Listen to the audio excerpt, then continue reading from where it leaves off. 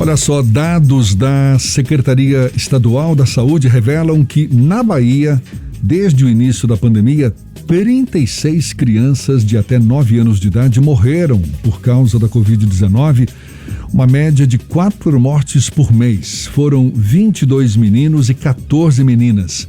Dessas vítimas, 14 tinham comorbidades e as outras 22 não tinham histórico de doenças graves. E olha só, 19 dessas crianças não chegaram a completar 1 ano de vida. Sobre esse assunto, bem como a eficácia das vacinas que estão sendo estudadas e já aplicadas em alguns países, a gente conversa agora com a infectopediatra, especialista em medicina de viagem e vacinas, Anne Galastri. Mais uma vez, nossa convidada aqui no Issa Bahia. Seja bem-vinda. Bom dia, doutora Anne. Bom dia, tudo bem? Como vocês estão? Bom ano novo. É sempre um prazer estar falando com vocês. Prazer todo nosso. Muito obrigado por aceitar o nosso convite. A gente tem percebido mais notícias, não é, sobre crianças infectadas pelo novo coronavírus. O que está justificando essa mudança de perfil, doutora? No início da pandemia e até nos momentos mais críticos da pandemia, não eram raros, né, os casos de crianças infectadas. Qual é a avaliação que a senhora faz? Mas as crianças ainda continuam sendo um grupo poupado.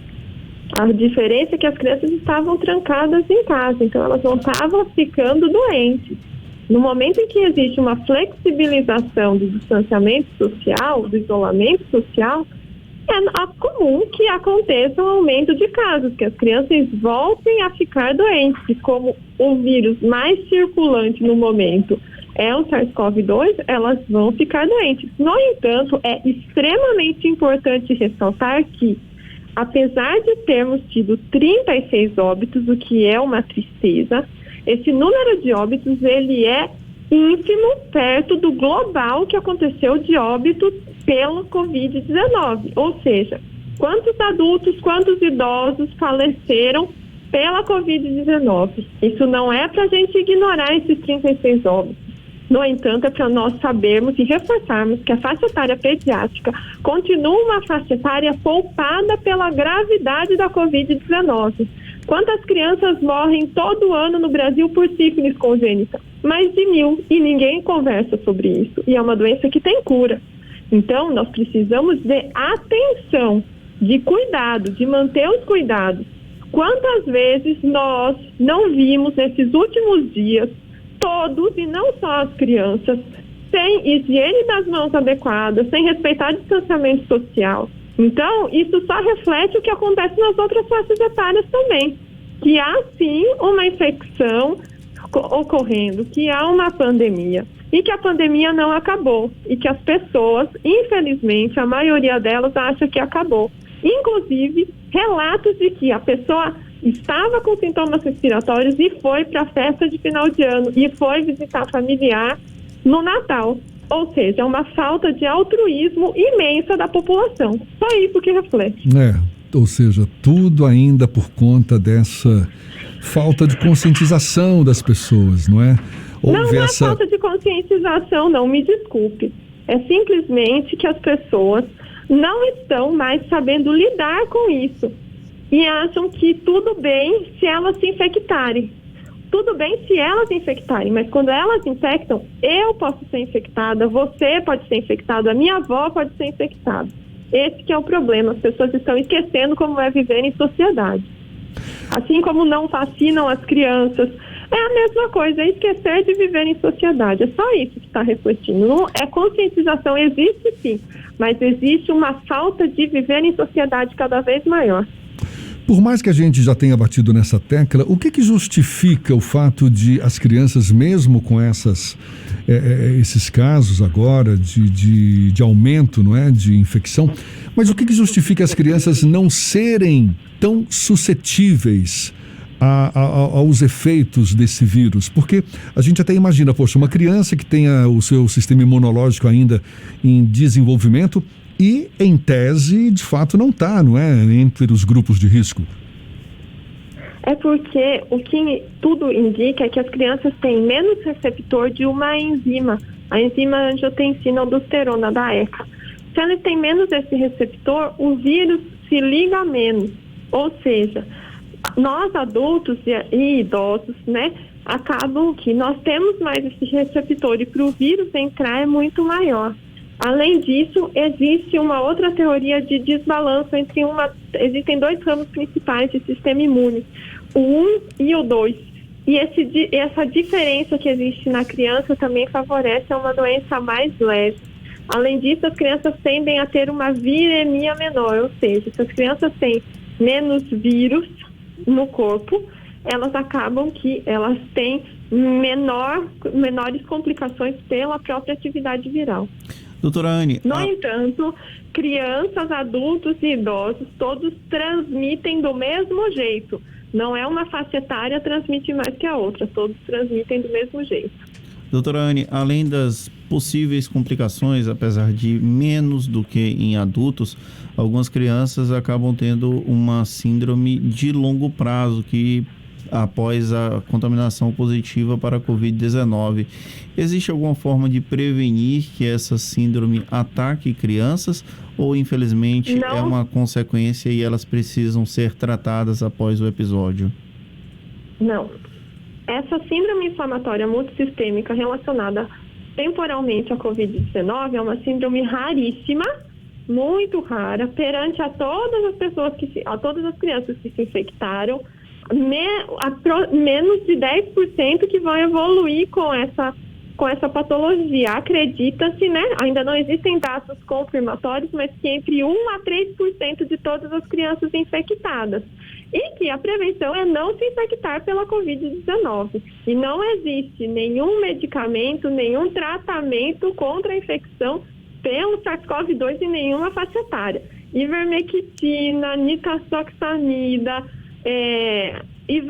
tantos outros que estão sendo utilizados de forma inadequada, não existe nenhuma comprovação de que isso vai diminuir a doença, nem nada, muito pelo contrário, os estudos mostram que, além de não mudar o curso da doença, ainda tomar essas medicações, você tem o efeito colateral dessas medicações, você passa mal por causa das medicações que estão sendo tomadas de modo inadequado.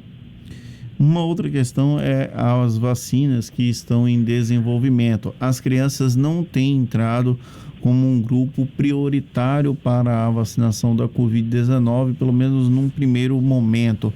A senhora acredita que esse processo de vacinação aqui no Brasil está atrasado e em que momento as crianças devem ser adicionadas para receber a vacinação? Bom, as crianças, até o momento, na maioria das vacinas, elas ainda não estão sendo testadas, exatamente porque nós precisamos de vacinas rápidas e que, basicamente, diminuam os óbitos, né? Que diminuam o risco de ir para a UTI da pessoa, que diminuam o risco de alguém morrer. Então, por isso, os estudos iniciais são para adultos, idosos e pessoas com doenças crônicas. As crianças devem ser incluídas nas próximas fases desses estudos. E aí, posteriormente, as crianças serão incluídas também. No entanto, quando grande parte da população se vacina, isso vai diminuir. A faixa etária pediátrica, ela não é o foco neste momento, porque nós temos uma população mundial a ser vacinada. Então, nós precisamos focar realmente nos grupos de risco. Por isso que realmente as crianças não estão nesse grupo.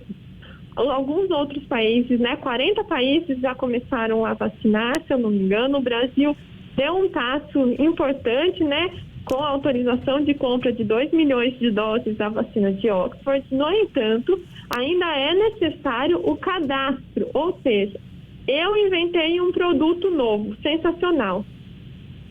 Publiquei, está todo mundo sabendo que ele é seguro, que ele funciona, que ele vai mudar a vida de muita gente. Mas se eu não vou lá e não cadastro, isso não está valendo.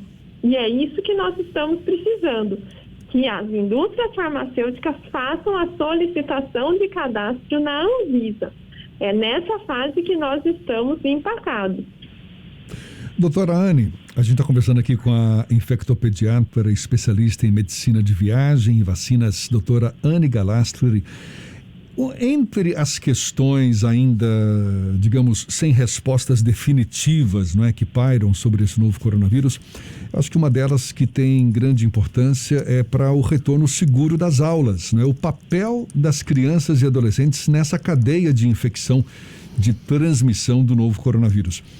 Me parece que já, sim, há evidências na literatura médica, na científica, que sustentam que os mais jovens são capazes de transmitir o vírus, a exemplo de qualquer indivíduo. Agora, qual é o peso na disseminação da Covid-19 entre os pequenos? O peso é o mesmo peso que eu e você estivermos num lugar fechado. Ou seja, através de um local com distanciamento social, com higienização das mãos disponível, com uso de máscara, com a segurança de que ninguém com sintomas estará no ambiente, ou seja, não vai ter problema algum. A questão de realizar aulas fora de ambientes fechados, ter salas de aulas mais disponível, maior distanciamento social, sim, é possível o retorno das aulas. Agora, o que não pode ser excluído ou ignorado é não discutir sobre o assunto, e esse é o maior pecado, porque não ir às aulas, as crianças, isso faz com que elas tenham graves problemas de desenvolvimento social. Muitas crianças vão na escola porque muitas vezes é o único alimento do dia e isso está sendo poupado, ou seja, a desnutrição, sem dúvida alguma, corre muito mais risco do que uma infecção pela Covid-19. Não estou falando que as aulas têm que voltar amanhã. O que eu estou falando é que cada vez mais tem que ser discutido e tem que ser cobrado pela sociedade de que as escolas estejam prontas para receber essas crianças. Será que as escolas públicas e particulares estão se movendo para estarem prontas para receber as crianças? Eu não sei. Eu não sei te dizer. A senhora acredita que, falando sobre a educação, o retorno das aulas é possível num curto espaço de tempo, ou a senhora acredita que é improvável, já que ainda não sabe a preparação das escolas públicas e privadas para receber essas crianças e adolescentes? É possível, desde que seja feito toda a vistoria e seja cobrado para que isso seja feito. Se nunca for preparado, como que vai ser feito? Os shoppings estão abertos, os cinemas estão abertos. E não se pode ir na escola? Acho que a gente está com uma inversão aí muito estranha, né? Educação é básico, então ela precisa ser discutida e não ser ignorada, e ser preparado, ser cobrado, para que esteja tudo adequado para as crianças voltarem com segurança. É isso que nós precisamos. É isso que a gente deseja, tá certo. Doutora Anne Galastri, muito obrigado.